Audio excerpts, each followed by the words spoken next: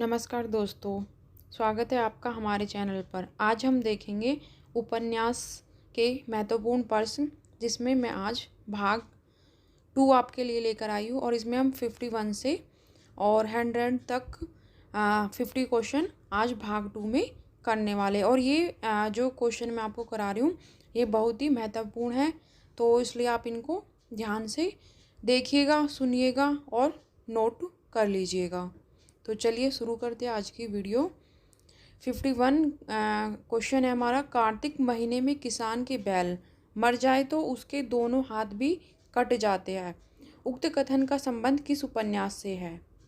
तो ये है गोदान, क्योंकि जो गोदान हमारा उपन्यास है वो ग्रामीण जीवन पर आधारित है और उसमें ही किसानों के बारे में भी बातें हुई है, तो इससे आप इसे पहचान सकते हो। फिर है हमारा क्वेश्चन नंबर 52।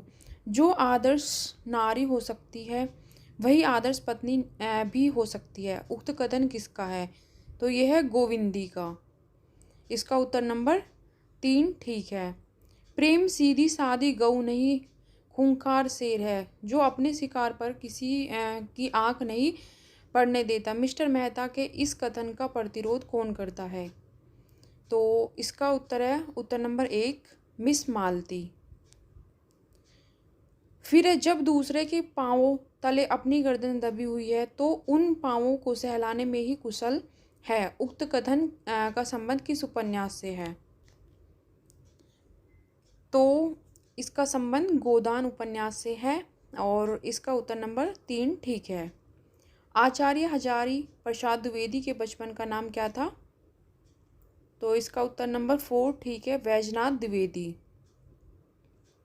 फिर है हमारा प्रश्न नंबर 56। बाणभट्ट की आत्मकथा की मूल कथा में कितने उच्छ्वास है? तो इसमें उत्तर नंबर 2 हमारा ठीक है, 20। फिर है बाणभट्ट का जन्म किस प्रख्यात वंश में हुआ था? तो इसका उत्तर नंबर 2 ठीक है, वात्स्यायन वंश। भटनी के उपासक देव कौन है? तो इसका उत्तर नंबर 3 ठीक है, महावराह। फिर है हमारा 59। हर्षवर्धन द्वारा रचित किस नाटिका का मंचन बाणभट्ट द्वारा किया जाता है? तो इसका उत्तर नंबर 4 रत्नावली ठीक है। मैं स्त्री शरीर को देव मंदिर के समान पवित्र मानता हूँ। उक्त कथन किसका है? तो ये बाणभट्ट की आत्मकथा उपन्यास से है और ये बाणभट्ट का कथन है। फिर है हमारा 61।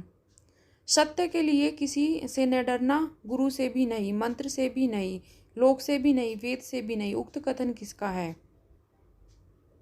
तो इसका उत्तर नंबर 3 ठीक है, अघोर भैरव। फिर है हमारा प्रश्न नंबर 62। राजनीति भुजंग से भी अधिक कुटिल है, अशी धारा से भी अधिक दुर्गम है, विद्युत शिखा से भी अधिक चंचल है। उक्त कथन किसका है?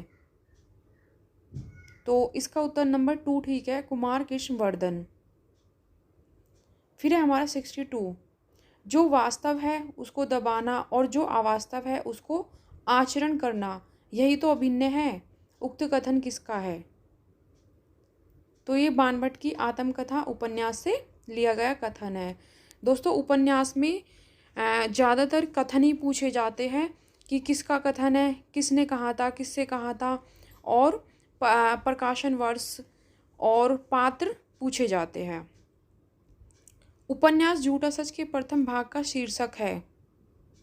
तो इसका उत्तर नंबर 1 ठीक है, वतन और देश। फिर उपन्यास झूठा सच के प्रथम भाग की कथा का केंद्र है।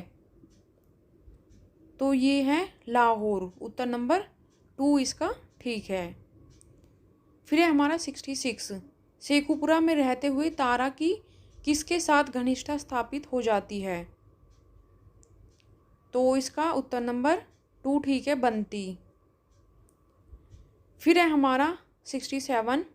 झूठा सच की पात्र कांता का परिचय है। तो कांता जो है वो महेंद्र नयार की पत्नी है। उत्तर नंबर 3 इसका ठीक है। फिर है हमारा निम्नलिखित में से कौन सा पात्र झूठा सच भाग 1 का नहीं है। तो शारदा जो है वो झूठा सच की पात्र नहीं है। सीलो, असद और रतन ये तीनों झूठा सच उपन्यास के पात्र है। फिर है हमारा निम्नलिखित में से कौन सा पात्र झूठा सच भाग 1 का है। तो इसका उत्तर नंबर 1 ठीक है, भागवंती। फिर है हमारा प्रश्न नंबर 70। हिंदू तो किसी भी देवी देवता को पूजे बिना नहीं छोड़ देना चाहता, अपने देवताओं को पूज लेता है तो पड़ोसी के देवताओं को भी पूज लेना चाहता है। उक्त कथन किसका है। तो इसका उत्तर नंबर 1 ठीक है, महेंद्र नेयर। फिर है हमारा 71। व्यवहार रूढ़ी बनकर संस्कृति कहलाता है, उक्त कथन का संबंध किस उपन्यासकार से है। तो ये यशपाल का कथन है। उपन्यास झूठा सच भाग 2 कितने खंडों में विभक्त है। तो ये इसका उत्तर नंबर 2 ठीक है, 19 भागों में ये विभक्त है। फिर है हमारा उत्तर नंबर प्रश्न नंबर 73। जयदेवपुरी जालंधर से कौन सा पत्र निकालता है। तो इसका आंसर है उत्तर नंबर 3 नाजिर। फिर है हमारा जनता निर्जीव नहीं है, जनता सदा मुक्त भी नहीं रहती, देश का भविष्य नेता और मंत्रियों की मुट्ठी में नहीं है, देश की जनता के ही हाथ में है। उक्त कथन का संबंध किस उपन्यास से है। तो इसका उत्तर नंबर 4 ठीक है, झूठा सच। फिर है 75 प्रश्न। झूठा सच उपन्यास के पात्र सूद जी का नाम पूरा क्या है। तो ये विश्वनाथ सूद जी। तो इसका उत्तर नंबर 2 ठीक है। फिर है हमारा निम्नलिखित में से झूठा सच उपन्यास का पात्र नहीं है। तो सरस्वती झूठा सच की पात्र नहीं है। तो इसका उत्तर नंबर 4 ठीक है। फिर है हमारा 77 प्रश्न नंबर। झूठा सच भाग 2 की जया का परिचय है। तो जो जया है वो कनक की बेटी है। तो इसका उत्तर नंबर 3 हमारा ठीक है। फिर है हमारा सरकारी नौकरी करनी है तो याद रखो तुम्हारा व्यक्तित्व कुछ नहीं है, तुम तो भारत के राष्ट्रपति की प्रतिनिधि हो। उक्त कथन किसका है। तो इसका उत्तर नंबर 2 ठीक है, मिस्टर रावत।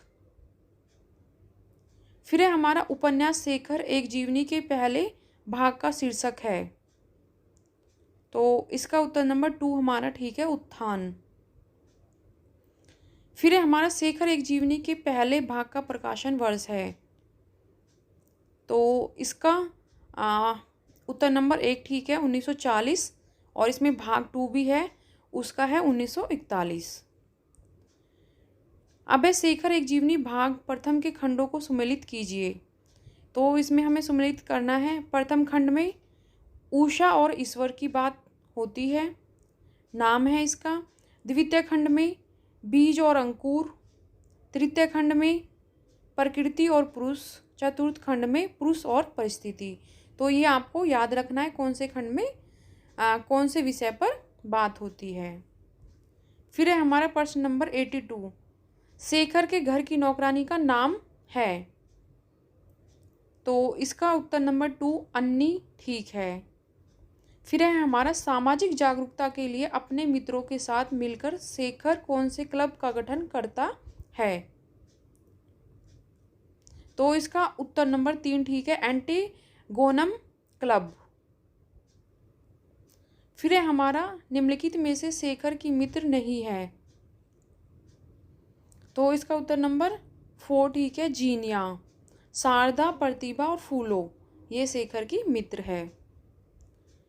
देखिए जो नहीं वाले प्रश्न होते हैं उनमें आपको हमेशा ये पहले ही पेन से अपने अंडरलाइन कर लेनी है कि नहीं वाला प्रश्न है, क्योंकि कई बार हम इनमें गलती कर देते हैं, हम नहीं को ध्यान में नहीं रखते और हम इसका उल्टा समझकर प्रश्न का उत्तर गलत दे देते हैं। फिर है हमारा 85 प्रश्न नंबर। ब्राह्मण हॉस्टल में साथ साथ रहने वाला शेखर का स्वार्थी मित्र है। तो इसका उत्तर नंबर 1 ठीक है, कुमार। वंदना में एक शक्ति है जो दृष्टि देती है, जो यातना में है वह दृष्टा हो सकता है। उक्त कथन किस उपन्यासकार का है? तो इसका उत्तर नंबर 3 ठीक है, अयज्ञ। फिर है हमारा 87, नास्तिक जब विश्वास करने पर आता है तो बड़े पंडित उसके आगे नहीं टिक सकते। उक्त कथन किस उपन्यास का है? तो इसका उत्तर नंबर 3 ठीक है, शेखर एक जीवनी। फिर है हमारा मानस का हंस उपन्यास कितने खंडों में विभक्त है? तो इसका है हमारा उत्तर नंबर 2 31। फिर है हमारा तुलसीदास के बचपन का नाम है, तो इसका उत्तर नंबर 2 हमारा 3 हमारा ठीक है, राम बोला। फिर है हमारे तुलसीदास के गुरु का नाम है, तो तुलसीदास के गुरु का नाम है नरहरि बाबा। फिर है हमारा प्रश्न नंबर 91, तुलसीदास मित्र गंगाराम की सहायतार्थ किस ग्रंथ की रचना करते हैं? तो ये है रामाज्ञा प्रश्नावली। उत्तर नंबर 2 इसका हमारा ठीक है। फिर है तुलसीदास के पुत्र का नाम है, तो इसमें हमारा उत्तर नंबर 2 ठीक है, तारापति। फिर है हमारा श्री वैदेही वल्लभ चरण कमल रजधूली दास किस उपन्यास के पात्र है? ये 2-3 पात्र इसमें एक साथ जोड़ दिए गए हैं, तो ये किस उपन्यास के पात्र है? तो ये है उत्तर नंबर 1 मानस का हंस। फिर है हमारा निम्नलिखित में से कौन सा पात्र मानस का हंस उपन्यास का नहीं है? तो इसमें उत्तर नंबर 4 हमारा ठीक है, हरिदत्त। फिर है हमारा प्रश्न नंबर 95, पेट ही तो राम जी की माया है, पेट और नारी इन्हीं दो से संसार नाचता है। उक्त कथन किसका है? तो ये है नरहरि बाबा का। फिर है हमारा 96, किसी वस्तु पर रीझ जाओ और रीझते हुए चले जाओ, तुम्हें तुम्हारा अभिष्ट मिल जाएगा। उक्त कथन किसका है? तो इसका उत्तर नंबर 4 ठीक है, मेघा भगत। फिर है हमारा गुरुजन प्रेमवंश जब साप भी देते हैं तो ऐसा कि वह वरदान बन जाता है। उक्त कथन का संबंध किस उपन्यास से है? तो इसका उत्तर नंबर 2 हमारा ठीक है, मानस का हंस। फिर है हमारा पापी लोग पुण्यशील महात्माओं के नैसर्गिक शत्रु होते ही है। उक्त कथन का संबंध किस उपन्यासकार से है? तो ये जो है हमारा उत्तर नंबर 3 इसमें ठीक है, अमृतलाल नागर। फिर है हमारा मनु भंडारी ने आपका बंटी उपन्यास किसे समर्पित किया है? तो इसका उत्तर नंबर 2 हमारा ठीक है, राजेंद्र यादव। फिर है हमारा किसके बीच तनाव होने पर बंटी का जीवन दयनीय हो जाता है? तो ये है अजय और शकुन। उत्तर नंबर 1 इसका ठीक है। दोस्तों ये जो मैं आपके लिए महत्वपूर्ण ऑब्जेक्टिव प्रश्न लेकर आ रही हूँ, इनको लेकर आने का मेरा उद्देश्य यही है कि हम जो भी हम कुछ पढ़ रहे हैं उसके साथ साथ हमें ऑब्जेक्टिव प्रश्न सॉल्व करने ज़रूरी है। क्योंकि अगर आप पढ़ाई करते रहोगे और ऑब्जेक्टिव सॉल्व नहीं करोगे तो हमारी जो तैयारी होती है वो अच्छी नहीं होती है। इसलिए आपको बीच बीच में अपने जो हमारे प्रश्न होते हैं ऑब्जेक्टिव टाइप, जिस तरीके से हमारा पेपर आता है, तो ये भी आप लोगों को बीच बीच में करते रहने चाहिए। और ये बहुत ही महत्वपूर्ण प्रश्न है। इसमें से आप जब ये 100 प्रश्न पढ़ोगे तो फिर प्रीवियस ईयर का कोई भी पेपर आप उठाकर देखना, आपको इसमें से कई प्रश्न उसमें देखने को मिलेंगे। उम्मीद करती हूँ आपको वीडियो पसंद आएगी। वीडियो पसंद आए तो लाइक शेयर करें और कमेंट करके बताएं आपको वीडियो कैसी लगी। और अगर आप चैनल पर नए हो तो चैनल को सब्सक्राइब करें। धन्यवाद।